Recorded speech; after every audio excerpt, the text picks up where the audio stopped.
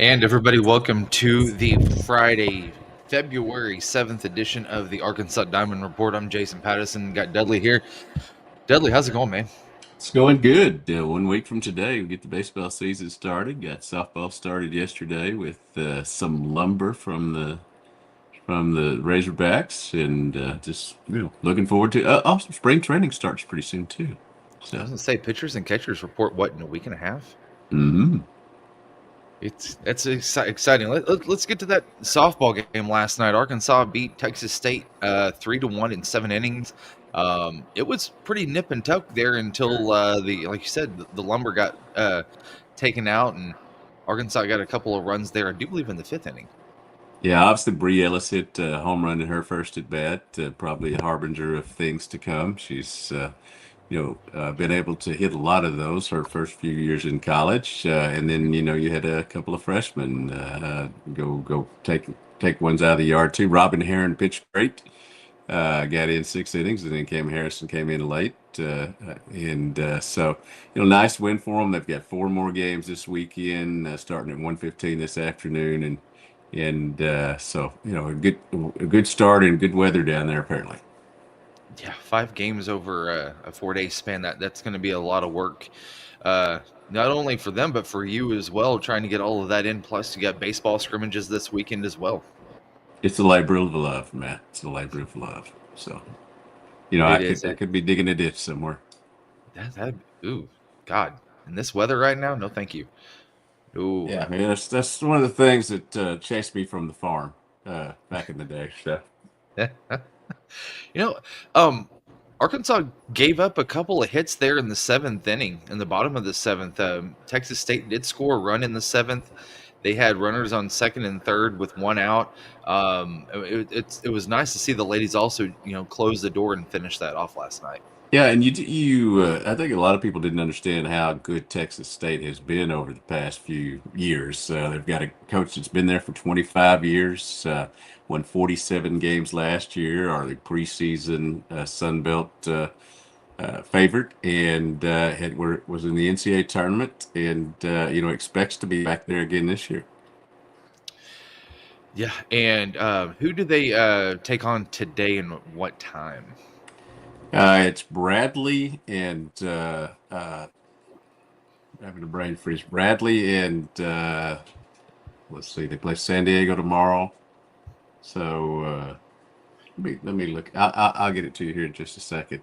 You got Having a it. brain freeze. Hey, no, you're good, and it's going to Bradley be a and today is Lipscomb at 1:15 and Bradley at 3:30. gotcha. And then it looks like tomorrow Bradley at 10 a.m. and then San Diego at 12:15. Right. There's 5 teams down there. Everybody gets in 4 games. A good way to start the season for them. And I think we've noted a few times, the first 16 Razorback softball games this year are away as they search for good weather. And then February, at the end of February, you get a home game and a home tournament that I'm sure will be very well attended. Yep, I think there's a lot of folks that are going to pack Bogle for that first game that they are able to come to. So, baseball, a little bit before we move on to basketball here in a few, but baseball, you've got scrimmages today at you said 2:30. That's what we're expecting. I asked Oliver Grigg last night. He said it's TBA at the moment, but likely 2:30 and likely noon. The next couple of days after that, we'll have that up as soon as they get it to me. It usually comes between 11 and 12, and we shuffle on off to it. But they got 3 of those this weekend, and then as we said, they get started. Coach Van Horn had a pretty busy day yesterday. Was on the press conference in the morning with the teams they're going to play down in Arlington. In the second week of the season, and then he was the trivia guy at the Goat Lab last night as they did Razorback trivia. I was ineligible, which apparently was thrilling to a lot of the people who were there because they thought he might have some knowledge or whatever. But he did a good job at that. He got a chance to talk about his team a little bit. Very well attended thing, and you can tell just like from the Swatters Club on Monday that this fan base is starved for baseball and believes, like I do, that there's some really good optimism this year. There is. Now, was there any new information, or is there any just good information that came from the Swatters Club on Monday? I think that he feels real good about his pitching staff. They're going to go into that first weekend, probably have the four guys that you would think will start, although there is an option of Landon Beetlecheese being able to come out of the bullpen and then start somebody else on Saturday. But I think you'll see obviously, Gabe Gackle get that first start, then Zach Root the second start, and then Gage Wood. I think you'll see the third, or they could reverse in that order, but I think he'd probably go righty, lefty, righty, and look forward to seeing them all pitch again this weekend. I'm sure that two of them will be facing each other today, and what's going to be maybe the coldest scrimmage so far. I was gonna say, yeah, it's actually been really nice weather for these guys over the last couple of weekends, able to get in those mid-afternoon scrimmages. I mean, don't get me wrong, it's been cool, but it could have been a hell of a lot worse than what it has been. Yeah, he Uh, was talking. Coach Van Horn was talking about a few years ago. One of the reasons they go to Arlington is Globe Life Stadium obviously has a roof that can go back and forth. They went to Central Texas a few years ago. It was 30 degrees, felt like 20, and there was a howling wind, and they lost the game, their first game. So they have latched on to this tournament in Arlington, which was usually used to be just one tournament. Now they have four different weeks that they play down there in terms of bringing it in schools. TCU, Oregon State, Michigan will be some fun matchups for Arkansas down there. But first, Washington State starting next Friday, 3 o'clock. One of the things that we've talked about was, it has been the starting pitching, and it seems like there that Dave has pretty much his, like you said, his top three, top four. One of the things that I have kind of wondered myself is, has there been a guy that's emerged that as that closer that Dave can really kind of rely on, or is this going to be just basically an audition for the first couple of weeks? Well, I think Christian Fouch certainly could be put in that position. Dave did say on Monday at Swatters Club that there could be a lot of different people that serve in that role. Landon, as we talked about, he could go the eighth and ninth inning if he's not one of the three starters on the weekend. I think he feels real good about going inning by inning. You certainly Fouch, who Bro was bringing in 101 Yeah, last weekend. Is certainly one of your top closing options, and you also got the opportunity for Carson Wiggins, who has the stuff. Maybe gets a little amped sometime that they have the opportunity to use him in a different role as well. yep. And one of the things that I have always been mystified by is a, a, a closer coming out of. Is that your new guy? That's the new guy. That's We're gonna Tatum. mute for just a second. We got one at the door and one yapping, pushing in. But That's talk fine. among yourselves for just a second. You got it. No problem. One of the things that I've always been mystified by is having a reliever come out of the pen and become a starter. That has always been something that I know it's a different mindset, because you don't have this whole, I want to put my energy into one full, one and a half full innings, and that's it. I mean, there's such a different mindset when you're a closer versus a starter, because when you're a starter, it's more of about conserving some energy a little bit, and also your pitch selection. You want to elongate it. You don't want to throw all sorts of stuff within like the first batter or two. You want to kind of have a little bit more run on some of your different pitches whenever you're a starting pitcher versus a reliever, for instance. And I think that that's what is going to be interesting to see the transformation of Gabe Gackle coming from the bullpen and becoming a starter. I know that Dave's talked about, Gabe becoming a starter last year going into this year, but I wonder what his mindset, his mind frame is on that transformation from going from the bullpen to becoming a starter. Yeah, I think that talked to Gabe last weekend and actually got him slated for a story this week along with Brent Irondale, or I should say next week. Brent Irondale's third baseman that transferred from Arizona College, junior college, and he is Oh, wait for that guy. yeah, he's actually an Australian, and his parents are making the trip over to for that first series. He's excited about that. Didn't have a chance. He didn't have a chance to go home this summer. If you committed or signed with Arkansas, you were brought here during the summer. Coach Van Horn talked about how he wasn't going to have any tampering or playing games with their guys. They get them signed slash committed. It got them moved on here. And, I think that's been a good deal. But yeah, Yep. the all these guys are ready to play. They're tired of facing each other. They like each other, but they're tired of seeing each other's faces. At least in the infield and all that. They'd rather see them in the dugout.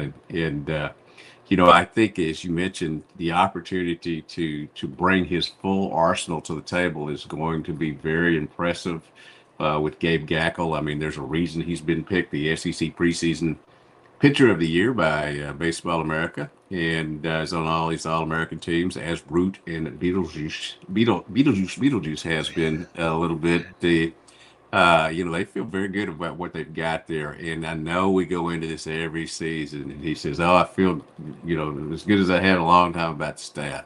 Well, I think he did last year before the injury started and lack of control. And one of the things that you see now is there's more options. I mean, Will McIntyre is throwing the ball as good as I've seen him throw it Mhm. these last few years. That's saying something since he, had a complete game there, as a starter in one of the SEC series last year, and has been a reliable arm.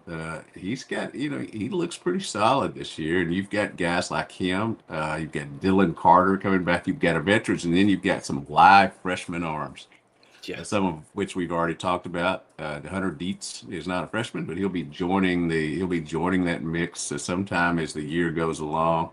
And then kind of the forgotten guy a little bit is Aiden Jimenez, who would have been in Oregon State's rotation last year before he got hurt. He is excited about being able to get on the mound. They didn't know if he could get on the mound this year, and he's thrown really well in the two weekends we've had so far out there with scrimmages since the calendar year changed. That's the thing with this year's team is that versus last year, you had Brady Tigert and Mesa Molina on the back end of that rotation, and you really didn't have two other guys that you could plug in there really that Dave really felt really comfortable with. So that's the reason why towards the end of the season, and even though their control was starting to falter, that's why he kept going with them. He didn't have a lot of options. This year, you got Will McIntyre, which is back again, which I call him the Brady Slavins of this year's team, and also with Jimenez. With those two guys, if there's something that does happen as far as control issues or getting a little bit of the arms getting a little bit tired towards the middle end of the season, you have some pieces now that you can kind of interchange because let's face it, whenever you got Gabe Gackle, that he did great last year, but transforming into that starter, going 5 and 6 innings, every Friday night, if that's what happens, or Zach Root or Gage Wood, those three guys, if there's something that starts to happen a little bit, he's got two more guys that he can really rely on. And that's one of the things that is different about this team, I feel like, than last year. And that's why I feel a little bit more comfortable because he's got five guys now. Yeah, and you look at some others that could Ben Bybee has pitched well. Mhm. He's a veteran guy for him, a guy that could plug in several different innings. We mentioned Dylan Carter, all guys that have been there on the mound, had experience. There's experience littered through what I would call the fifth to the ninth inning now. And I don't think that was, obviously when you had your two other starters, weekend starters, struggling with their command last year. Not only did they throw a lot of pitches, but you had to bring people out of the bullpen, sometimes in the third inning, sometimes in the fourth inning. And I think they're better facilitated this year to be able to get guys in those innings if they need to. Obviously, you hope. Quality start in the major leagues is supposedly six. In college, it seems like it's getting more like get through four and maybe get through five. But you would like to have them stretched out a little bit longer. Yep. And that's where I think that, like you said, with Christian Fauch possibly being that guy coming out of the bullpen, or maybe a Jackson Wiggins, for instance, I think that those two live arms, and they are live. Trust me, they are live. And Dudley, you can definitely attest to that with the the velocity that they bring. They throw heavy balls, and that's one of the things that it's always hard to get solid contact on. And I think that that's where I think Arkansas is going to have again that Gabe Gackle type of guy that's coming out of the bullpen throwing heat, and I really kind of like their chances once they get to the eighth and ninth inning. Yeah, I think that if the stat I remember is right, they've gone through 38 innings these last uh, two weekends, and they've only walked 13 batters. And I think that's a very impressive stat that, they're throwing. I mean, you would have 13 walks in a weekend, in an SEC weekend last year. And the fact that they're throwing the ball over the plate makes the game go faster. It helps, obviously, your defense out. You don't want them, just like in football, you don't want them out there forever. You want them back in the dugout, resting and getting ready to hit. And I think that, we'll go into this weekend again with a pretty good idea of who's going to be in the lineup, with the possible exception of what they do at first base, where Kendall Dix fits in the mix. And, uh, but it looks like a pretty set lineup when you turn to when you look at the position players. Yep, it is. Um, so again, today, right? You said noon, or is it I today? suspect Two it'll thirty. be 2:30 and 12 the next couple of days. You might see me looking down. I keep refreshing to get the email that Oliver Gregg will send us. But as I said last Yeah. night, I asked him, was it 2:30 or to be determined? He said, yeah, it'll still two to be determined, but 2:30 is probably going to work because they do go class on Friday, I heard. So Yep. Yep. And not so, something I did my first freshman year, but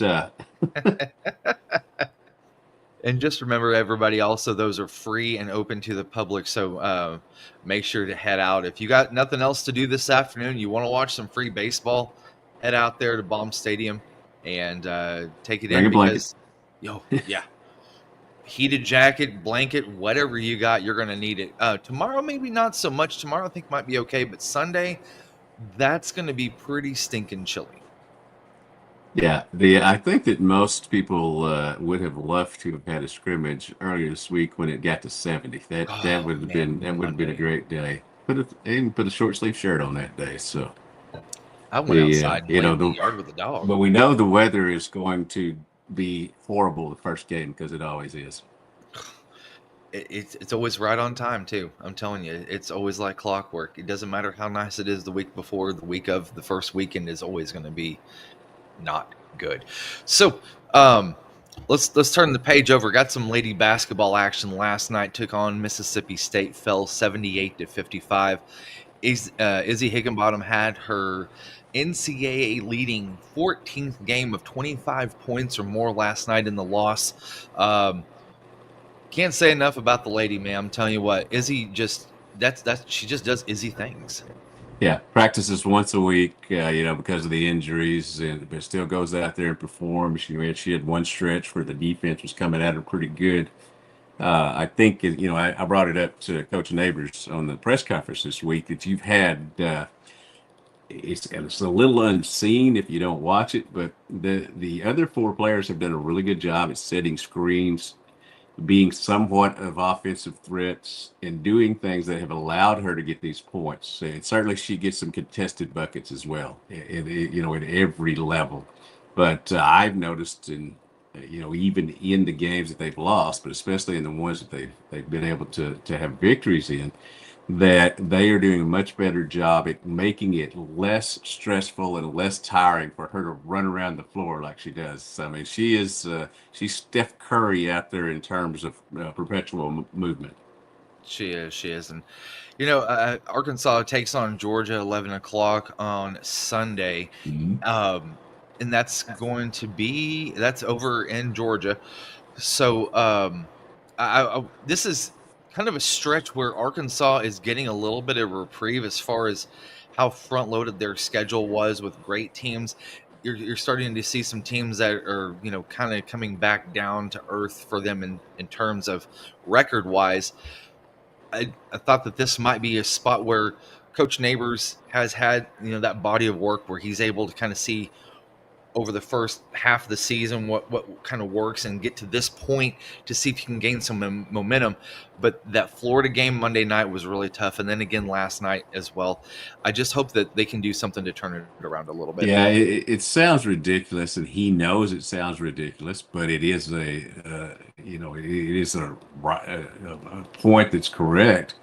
They are in a situation now where, they're not going to get to the postseason without some lightning strike or something going on here and winning every game, which, you've got South Carolina, you've got some other teams that, are still left on the schedule there. It's going to be awfully tough to win against. But what they have to do in terms of the end of this year is winning as many ball games and getting as much better as they can. He did bring up something I thought was very interesting. I knew about this a little bit, but didn't know it was set in stone. You have the availability, if you want to practice even after your team season is over with, as long as the NCAA tournament is going on. That's a Really, rule that, yeah, and they are considering that because they've had so many new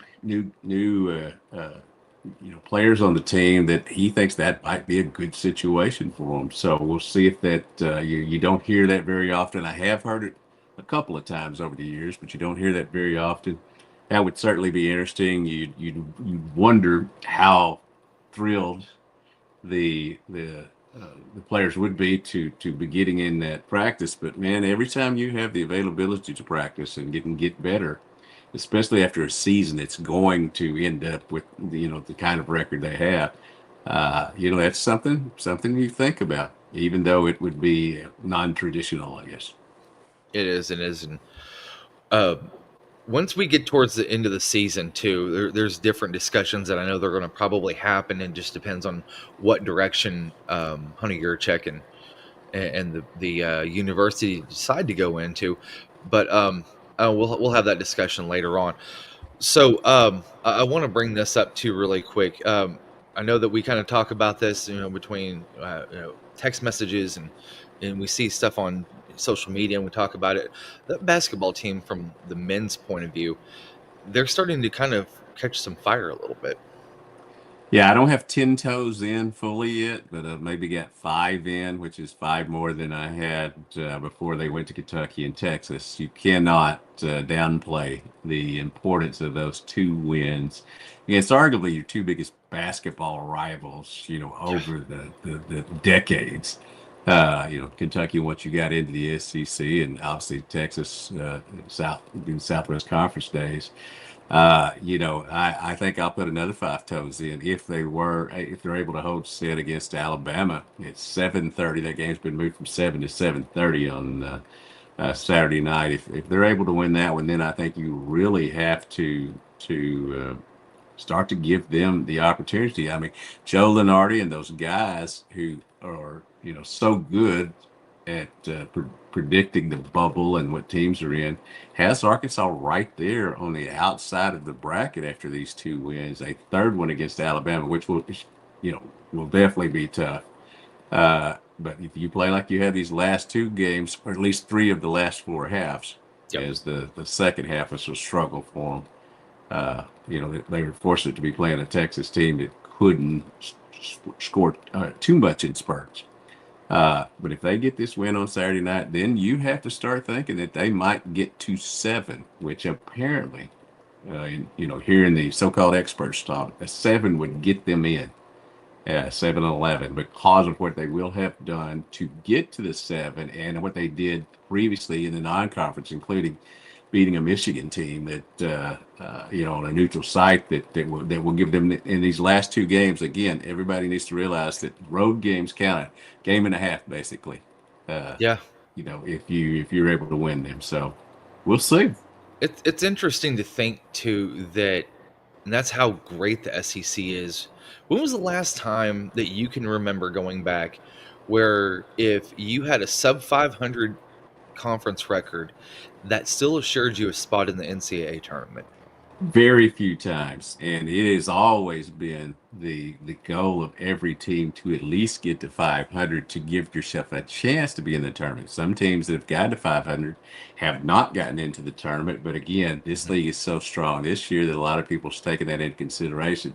And I got to be honest, going and beating Kentucky and going and beating Texas on the road uh, is much more of a primer for their hopes than it would be, say, beating LSU down there and beating Georgia at home. You would have liked to get those two games. Oklahoma's another one that they'll, Yeah, if that's they a don't tough make one. the tournament, they'll regret. But those wins got them noticed again, and so you're back in the conversation, even if you're not in the tournament yet. If you're speaking in Jimmy Dykes terms right now, I think that they're at the gate waiting to board, Yeah, if you will. Jimmy will be doing the game Saturday night. Had a chance to talk with him earlier this week. He's looking forward to it, and he's looking forward to seeing the improvements that Arkansas has made since he was last here doing a game. And remember, Yeah. people, he does not work for the Razorback Sports Network. He works for ESPN. I think it's important. Everybody, I think most people know he was a friend. He's a friend of mine. One of the people in my wedding and all that. Uh, he's a good guy. He just has to call it fair, even if it seems like he's overtly going the other way sometimes. Yep. And that's what he's so good at doing too, is he's able to stay in that middle of the road and call a spade a spade. And at this point right now, Arkansas is basically living in spades, because I mean it's these last two games have changed the perception of not only the fan base, but I honestly think the team too, knowing that, hey, we can win with, I hate to say it, without Boogie Fland, but really they've almost been playing better without him. Yeah, and he's a great player, and he will Yeah. probably end up still getting drafted in the first round and going. But it has been a different style of play. There's been better defense. The shot selection's been better. They're still doing some things, they need to do better. But you have to give them credit that I think that you already thought the season was over, and then when you heard he was hurt, you really thought it was over with. But they have continued to fight through it. They're showing some pride. They're showing some defense, and they're showing some urgency. All things that were missing earlier, to me at Yep. least. So that'll be at 7:30 on ESPN tomorrow night, and you guys can thank Rob Pelinka and the LA Lakers for that time change, because if it wasn't for the Luca trade and the Fighting Otis Kirks, Arkansas would have been playing at 7 o'clock tomorrow night. So Yeah, his team is playing well. Mine did a great job in going to Cleveland and winning this week. And then yep. as I was at the DVH Razorback trivia thing last night and not watching the Celtics, they decided Dallas, hey, they have nobody left, although they do. I mean, they're still a decent team, Yeah. but did not have AD back. They just decided they could show up and win and did not. So that was a complete no-show, after a great performance earlier in the week. I do have to ask you really quick. You had mentioned Steph Curry earlier, when we got on. What do you think about that whole Jimmy Butler situation? Him going over to Golden State, them unloading some guys that I thought that they could probably use later on in the season with the run here in the next month and a half. But now you bring in Jimmy Butler, a guy that was really disinterested in doing anything whatsoever at all in Miami, and now you pair him with Steph Curry and Draymond Green. I want to see if he can get reinvigorated with the rest of the season. Yeah, when you mess up with Pat Riley, you've got an enemy for life, and Yeah. the Jimmy Butler certainly does that. He's always seemed like a good guy, but he never leaves a situation on good terms. when he turns into this villain at each stop. I think, very rarely do I agree with Stephen A. Smith and some others, but I don't know that this moves the needle that much. Andrew Wiggins was playing well. Yeah. Jimmy has always been really good in the playoffs and has done things that would get them into situations to be in the playoffs and win in the playoffs. But I think there's a lot more issues out there in Golden State than there are answers, and I'm not sure this moves the needle as they've been saying. With Now, Luca, yeah, yeah. I mean, whenever you completely, De'Aaron Fox, yes. I'm going to tell you, San I was so Antonio's going to be so much fun to watch over these next few years. Man, I was so excited whenever I saw that. And they didn't unload any of their top four players outside of Wemby. And they still got him to play in front of CP3.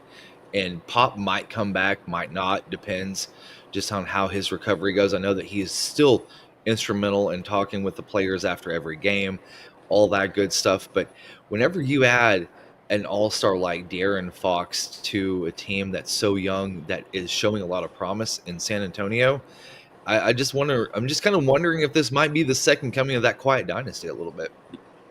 Yeah, they've drafted really well down there. Obviously, Oklahoma City has too. I think Oklahoma City is the favorite in the West, and until Boston gets over Cleveland in the standings, I think you have to give Cleveland. And Cleveland apparently is looking to add Ben Simmons, who's getting bought I out by saw the that. Brooklyn.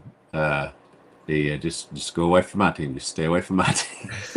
you know. But it's there's several teams, several young teams that could be big factors this year, whose programs and organizations have done a great job at drafting and picking up draft picks. That's Sam Presti over at the OKC.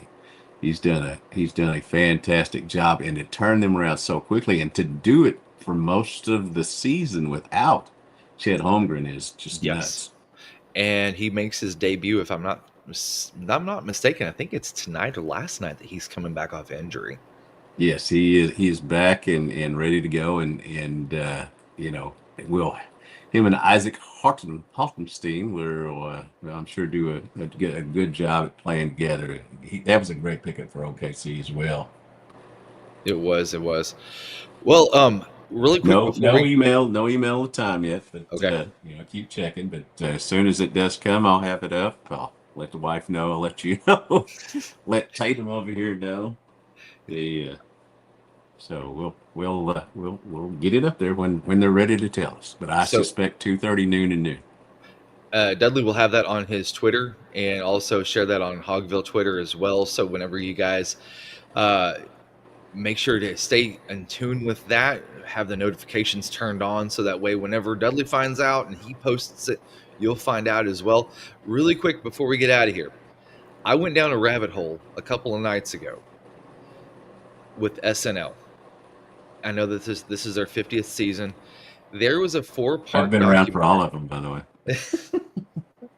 The first five, I'm telling you, the first five were just, it set the tone, and almost how good they were in the 70s almost basically shipwrecked them in the 80s. Um, that 11th season in 85, I was watching some of that, and that it was the greatest collection of talent that did nothing.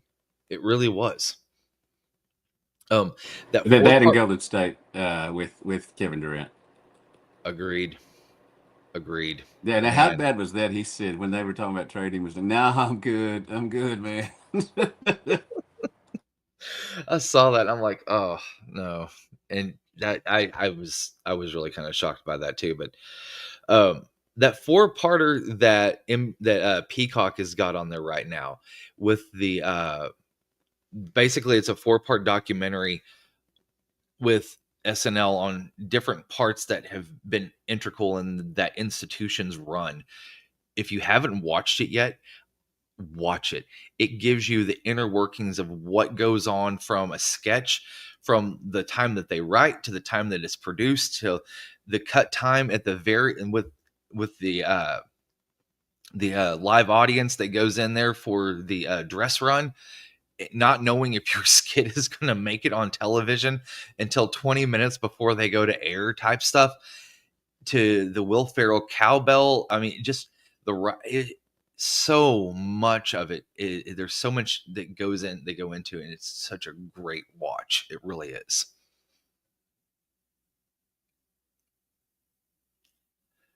Oh, you're on mute there, Dudley man. Hold on. I said it was There you go. it's a great thing to watch, and as is the movie that depicted that first night, which is just nuts. Alicia and all those guys.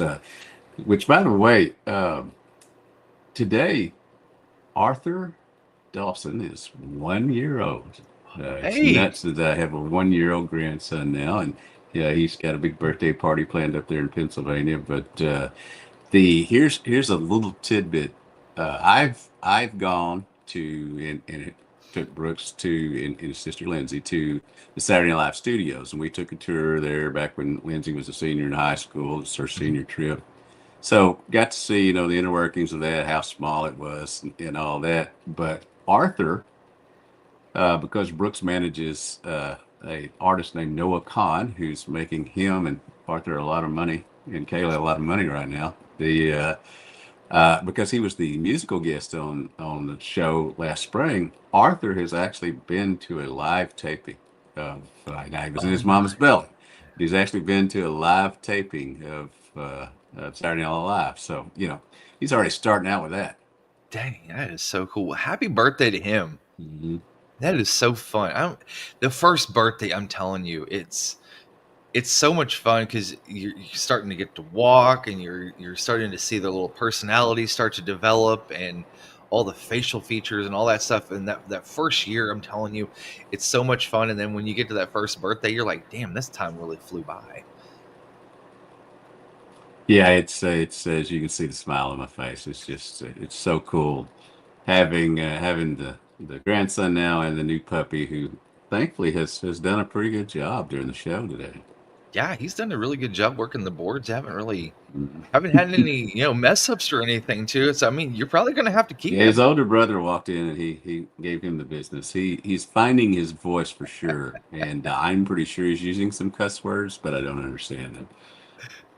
Oh man, that is hilarious, man. My Max right now, he's taking a nap. He's on a siesta right now, so I'm just gonna let him do his thing. So, well, for Dudley and myself, Jason, I want to thank you guys for jumping on with us. Make sure to go over to togville.net for all the live updates under the Omahogs tab, and Dudley will have you all up to date with that.